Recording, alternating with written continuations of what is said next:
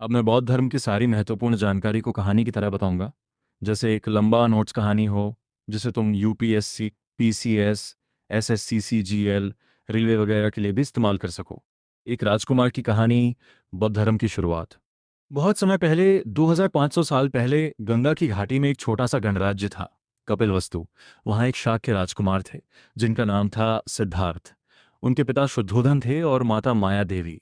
राजमहल बहुत आलीशान था, सुरमा बगीचे, खूब खाना, नौकर चाकर, नाच गान, खेल कूद।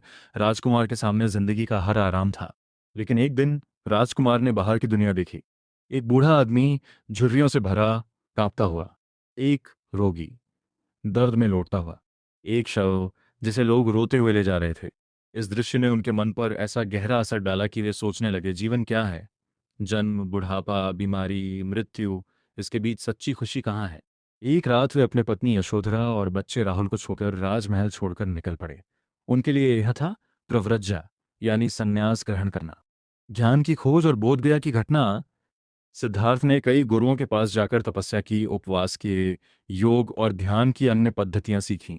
लेकिन हर बार वही सवाल बना रहा, आखिर दुख से मुक्ति कैसे मिल सकती है? आखिरकार वे एक नगर के पास पहुंचे, जिसका नाम था गया, आज बिहार में बोध गया। वहां उन्होंने एक पेड़ के नीचे बैठकर घोषणा की, मैं यहां से उठूंगा नहीं जब तक ज्ञान नहीं मिल जाता। वे दिन रात ध्यान में लीन रहे। अंदर से विचार, भय, इच्छाएं, विकल्प उठते रहे, लेकिन उन्होंने खुद को बीच बीच में रोका। आखिरी रात जब भोर होने वाली थी, उनके मन में सब कुछ अलग हो गया। वे समझ गए कि सब कुछ बदलता है, अनित्य, कोई कायम कायम आत्मा नहीं है, और तृष्णा और अज्ञान ही जन्म मरण के चक्र को चला रहे हैं। उसी क्षण वे जाग गए, उन्हें ज्ञान बोध मिल गया। अब वे थे गौतम बुद्ध, यानी जागृत व्यक्ति। सारनाथ में धर्म चक्र का घूमना। बुद्ध ने जाना कि अब उनका कर्तव्य है इस ज्ञान को दूसरों तक पहुंचाना। वे वाराणसी के पास सारनाथ गए, जहां उनके 5 पुराने साथी रहते थे। वे उनसे थोड़ा दूर रहना चाहते थे, क्योंकि उन्हें लगता था कि बुद्ध ने तपस्या छोड़ी है। लेकिन जब उन्होंने बुद्ध को देखा, तो उनके चेहरे पर शांति और आत्मविश्वास देखकर वे हैरान रह गए। बुद्ध ने उन्हें समझाया कि वे न तो बिल्कुल उपवास पर रहना चाहते हैं, न ही बिल्कुल आलसी और आलसी जीवन जीना चाहते हैं। वे चाहते हैं मध्यम मार्ग। यही उन्होंने अपना पहला उपदेश दिया, जिसे कहा गया धर्म चक्र प्रवर्तन, यानी धर्म चक्र को घुमाना। उन्होंने बताया, एक 4 आर्य सत्य सच्चाई। पहली सच्चाई, जीवन में दुख है, जन्म, बुढ़ापा, बीमारी, मृत्यु, बिछड़ना, अप्रिय चीजों से जुड़े रहना, सब दुख है। दूसरी सच्चाई, इस दुख का कारण है तृष्णा, इच्छा, आसक्ति। तीसरी सच्चाई, ये दुख खत्म भी किया जा सकता है यदि इच्छाओं को रोक लिया जाए। चौथी सच्चाई, इसके लिए एक मार्ग है, जिसे अष्टांगिक मार्ग कहते हैं। 2 अष्टांगिक मार्ग, जीवन की सीढ़ी।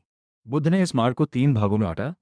एक, सदाचारशील, सम्यक कर्मांत, निष्क्रिय नहीं, निष्ठा से अच्छा काम करना, हिंसा, चोरी, दुर्व्यवहार से दूर रहना। सम्यक वाणी, सच बोलना, दूसरों की बुराई न फैलाना, गाली गलौज न करना। सम्यक आजीव, निष्पक्ष रोजी रोटी, जैसे हथियार बेचना, जानवर मारकर बेचना नहीं। 2 समाधि ध्यान, सम्यक व्यायाम, शरीर और मन को निर्मल रखना, आलस्य छोड़कर काम में लगे रहना। सम्यक स्मृति, जागरूक रहना, अपने विचारों, भावों पर नजर। सम्यक समाधि, गहरा ध्यान, जिसमें मन एकाग्र, प्रज्ञा ज्ञान, सम्यक दृष्टि, ये समझना कि सब कुछ बदलता है। सम्यक संकल्प, दुर्भावना, घृणा, हिंसा के विचार छोड़कर शांति, करुणा और सहानुभूति बांटने का इरादा। निर्वाण की अवधारणा, अंतिम शांति। सब करने से व्यक्ति की इच्छाएं धीरे धीरे शांत होती जाती हैं, और एक दिन ऐसा मोड़ आता है जब वह निर्वाण की ओर कदम बढ़ाता है। निर्वाण का अर्थ है दुख, आसक्ति, अज्ञान से मुक्ति। यह एक ऐसी अवस्था है जहां जन्म मरण का चक्र टूट जाता है। बुद्ध ने कभी भी निर्वाण को कोई जगह नहीं कहा, बल्कि एक अवस्था, एक भीतरी शांति के रूप में बताया। संघ, सूत्र और संप्रदाय समय के साथ बुद्ध के चारों ओर एक संघ बना। भिक्षु भिक्षुणियां, गृहस्थ, श्रद्धालु, साधु संत। उन्होंने बुद्ध के उपदेशों को संग्रहित किया। इन्हें संभालकर 3 बड़े भागों में रखा गया। विनय पिटक, भिक्षुओं के नियम, आचार संहिता। शूद्र पिटक, बुद्ध के वार्तालाप, उपदेश और कथाएं। अभिधम्म पिटक, दार्शनिक और मनोवैज्ञानिक विवेचना। जब बुद्ध का धर्म फैलने लगा, तो उनके बाद के शासकों पर भी इसका गहरा असर पड़ा। सबसे महत्वपूर्ण नाम यहाँ है सम्राट अशोक मौर्य।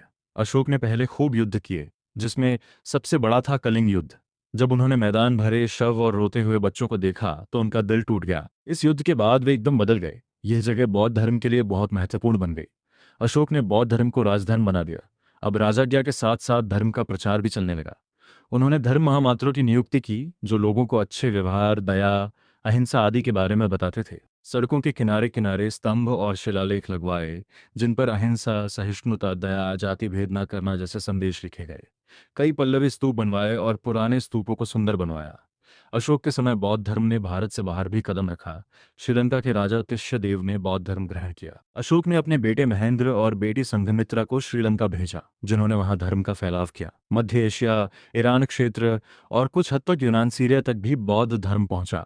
ये अशोक काल बौद्ध धर्म के इतिहास में सबसे स्वर्ण युग माना जाता है। बौद्ध संप्रदाय और उनकी अलग अलग सोच जब बुद्ध का निर्वाण हो गया तो उनके शिष्यों ने उनकी शिक्षाओं पर चर्चा करना शुरू किया। समय के साथ लोगों की सोच थोड़ी अलग हो गई और कई संप्रदाय बन गए। एक, थेरवाद बौद्ध धर्म या सबसे पुराना बौद्ध संप्रदाय माना जाता है। ये Sri Lanka, Thailand, Myanmar, Cambodia, Laos जैसे देशों में आज भी प्रमुख है। थेरवादियों का मानना है कि बुद्ध के उपदेशों को पाली भाषा में लिखे सूत्र ही सबसे शुद्ध हैं, इसलिए उसे पाली बौद्ध धर्म भी कहते हैं। यहाँ जोर अपनी मुक्ति पर है। भिक्षु अपने जीवन को त्याग, ध्यान और ज्ञान के माध्यम से निर्वाण तक पहुंचने की कोशिश करता है। 2, महायान बौद्ध धर्म। महायान का अर्थ है महान वाहन। ये मुख्य रूप से चीन, जापान, कोरिया, वियतनाम और कुछ भारतीय क्षेत्रों में फैला। यहाँ जोर बोधिसत्व पर है। बोधिसत्व वह संत है जो खुद निर्वाण कर सकता है लेकिन दूसरों के लिए पीछे रह जाता है। महायान में बुद्ध और बोधिसत्वों की पूजा अर्चना का रिवाज भी शुरू हुआ, जो थेरवाद में कम देखने को मिलता है। 3, वज्रयान बौद्ध धर्म। वज्रयान का अर्थ है वज्र का मार्ग, यानी बहुत तेज और ऊर्जावान मार्ग। ये मुख्य रूप से तिब्बत, मंगोलिया, भूटान, नेपाल और भारत के हिमालयी क्षेत्रों में प्रचलित है। इसमें मंत्र, ध्यान, विशेष तकनीक, जटिल दृश्य प्रतीक, थामका, गुरु शिष्य परंपरा बहुत महत्वपूर्ण है।